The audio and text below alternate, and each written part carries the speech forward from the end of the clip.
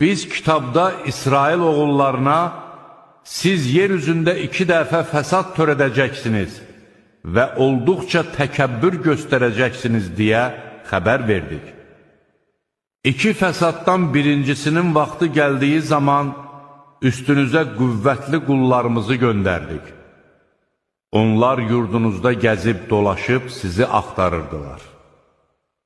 Bu, yerinə yetirilmiş bir vəd idi.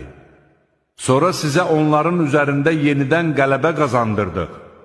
Var dövlət və oğullarla sizə yardım etdik və sizin sayınızı çoxaltdıq.